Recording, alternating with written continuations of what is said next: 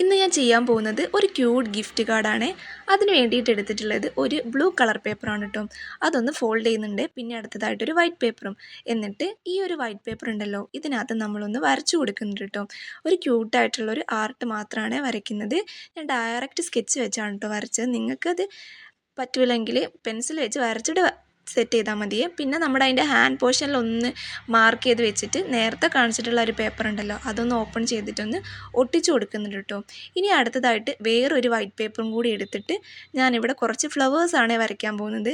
അപ്പോൾ ഞാൻ അതിൻ്റെ മുകളിലൊന്ന് വെച്ചത് എന്തിനാണെന്ന് വെച്ചാൽ ഹൈറ്റ് ഒന്ന് മെഷർ ചെയ്തെടുക്കാൻ വേണ്ടിയിട്ടാണ്.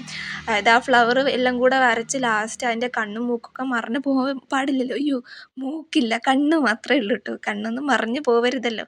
അതുകൊണ്ടാണ് ഞാനൊരു എടുത്തിട്ടുള്ളത്, ഒരു മെഷറിങ് എടുത്തിട്ടുള്ളത്.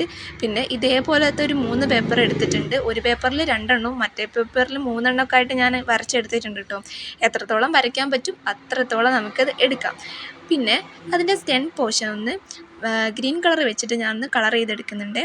അപ്പം അതൊന്ന് മൊത്തം കളർ ചെയ്ത് കൊടുക്കുക. പിന്നെ അതിൻ്റെ സെൻറ്റർ പോർഷനിൽ യെല്ലോ വെച്ചിട്ടൊന്ന് കുത്തി കൊടുക്കുക, അത്രയേ ഉള്ളൂ.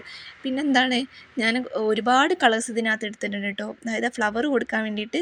നിങ്ങൾക്ക് അതൊന്നും ഇഷ്ടമല്ല, എല്ലാം സെയിം കളർ വെച്ചിട്ട് മതിയെങ്കിൽ അങ്ങനെ ചെയ്താൽ മതി കേട്ടോ. ഞാൻ എടുത്തിട്ടുള്ളത് ഓറഞ്ചും ബ്ലൂവും എല്ലാം കൂടെ ഒരുമിച്ച് ഒരു മിക്സഡ് പോലുള്ള കളറാക്കി ഒന്ന് വെട്ടി മാറ്റിയിട്ടുണ്ട്. ഇനി നമ്മൾ നേരത്തെ കാണിച്ചിട്ടുള്ള ഹാൻഡ് പോർഷൻ ഉണ്ടല്ലോ, അതൊന്ന് ഓപ്പൺ ചെയ്തിട്ട് ഓരോ ഫ്ലവറുകളായിട്ട് ഇതിനകത്തൊന്ന് വെച്ച് കൊടുത്താൽ മതി കേട്ടോ. അപ്പം ഇത് ഇത്രയേ ഉള്ളൂ കേട്ടോ ചെയ്യാനായിട്ട്.